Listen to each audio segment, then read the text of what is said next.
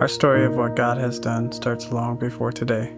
For as long as we can remember, we both have been searching, just in different ways. When I was younger, I felt invisible, unwanted, alone. I struggled with depression, anxiety, and OCD, and I longed for a relationship with a parent that was emotionally distant. I grew up going to church and believing in God. My grandma was my primary caregiver growing up. And as long as I can remember, I knew God was real, but my understanding of him was limited. He felt distant. It was always more rules than relationship. In 6th grade, I went through a season where I was mentally tormented, and I began self-harming, and I felt unloved, unimportant, and invisible. As I got older, I drifted away. I never stopped believing God existed, but I stopped living like it mattered. I became rebellious, started drinking, and made a lot of bad decisions. Growing up, I believed God was a punisher, and that love was conditional. But deep down, I always felt like something was missing from my life. I was longing for something more, even though I didn't know what that more was.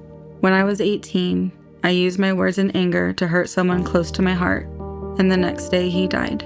That moment felt like confirmation of what I believed, that I was being punished. I hardened my heart and shut people out. I started a long journey of toxic and abusive relationships because I believed I deserved nothing better. In my 20s, my habit of drinking to numb the pain got worse, and so did the consequences. I found myself stuck in a cycle that led me to a very dark place. I wrestled with suicidal thoughts and came to acting on them. And then, out of nowhere, a friend showed up in my yard. Someone I haven't seen in almost 5 years. Looking back now, I know that was God stepping in to save my life. Soon after, when I was 18, a friend introduced me to Kylie.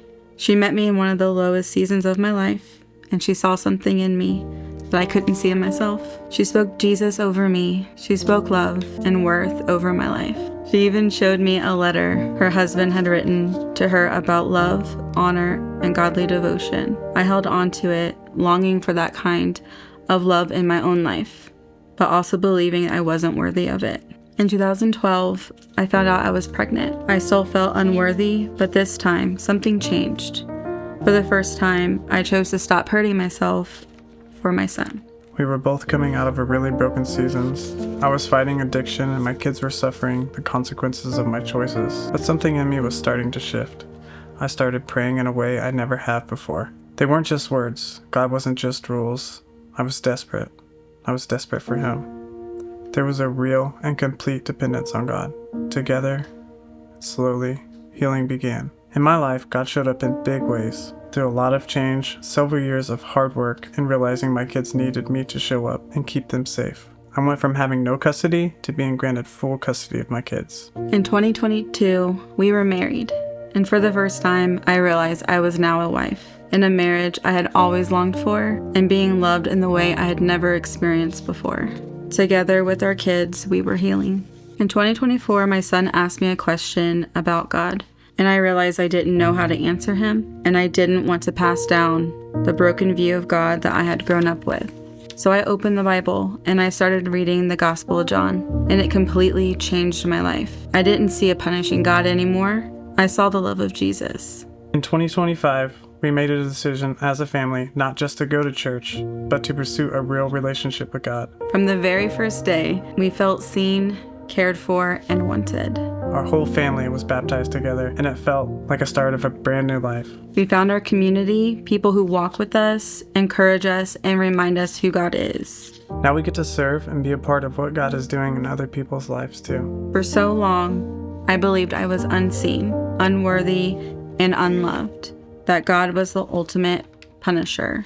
But now I know the truth. He is my savior, my pursuer, and he is El Roy, the God who sees me. All along, he saw me. Looking back now, we can both see clearly. God was there the whole time. In the running, in the pain, in the moments we felt completely alone. We were the lost sheep, and he left the 99 to find us. Today, our identity is no longer found in our past, our pain, or our mistakes. He saved our lives. He restored our family. He redeemed 2 hearts. God isn't distant. He's personal and he's faithful. We are not who we once were. We are redeemed and chosen. We are loved, and through Jesus, we are living proof that the resurrection is real. Look what the Lord has done.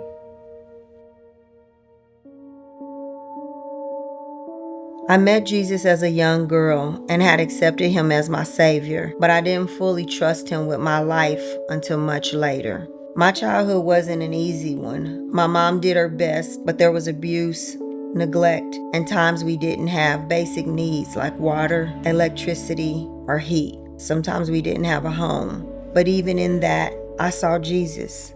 I remember a neighbor running an extension cord from her home to ours so we could have a small refrigerator, a lamp, and a hot plate to cook our food. I can still see my mom hovering over that hot plate to cook dinner for us.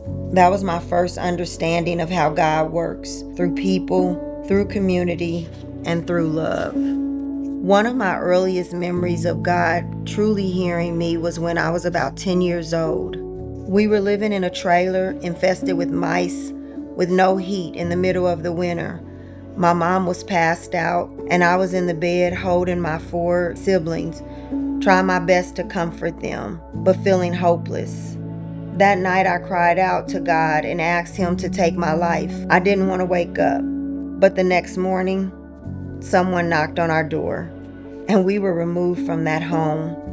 God didn't take my life, but he did take me out of that suffering, and I knew it was him. From there, life was still hard, from foster care to instability and uncertainty. And at age 17, I got pregnant and became homeless. But again, God showed up. A school counselor made sure I got to my doctor's appointments. Teachers helped me graduate. A family member took me in. Every step of the way, God sent someone. I went to college, I studied abroad, and I became a nurse. But in my 30s, I found myself in an abusive marriage, carrying deep shame and grief after losing multiple family members. I thought if I had just endured enough, God would restore my marriage, but he didn't. Instead, he gave me the courage to leave. I walked away with nothing and ended up in a shelter, and in that broken place, I turned to alcohol to numb the pain. Until January 5th, 2022. That was the day when God told me it was time to stop, and this time I listened. I surrendered everything, my habits, my relationships, the places I used to go, my pain, my control, everything. I chose to make Jesus my priority. I prayed daily, read his word, allowed him to heal the deepest parts of me.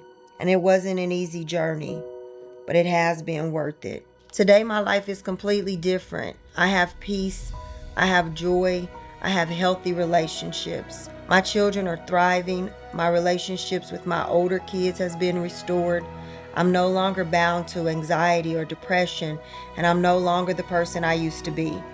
I'm walking in purpose now. I serve in church, I lead a connect group, and I'm surrounded by people who walk with me, encourage me, and keep me grounded in God's truth. I am a single mom, but I don't do this alone anymore. God has a place, and he's placed people in my life. I have community, a team, a family who stand in the gap, people who show up for me and who remind me who he is. And while my life doesn't look the way I once imagined, I can say this with confidence. If God chooses to bless me with a husband, I'm grateful. And if he doesn't, I'm still whole, because what he's already given me is more than enough. I thought my story would look one way, but today I can see God was writing something better all along. God didn't just save me. He restored me. He sustained me. He surrounded me. Look what the Lord has done.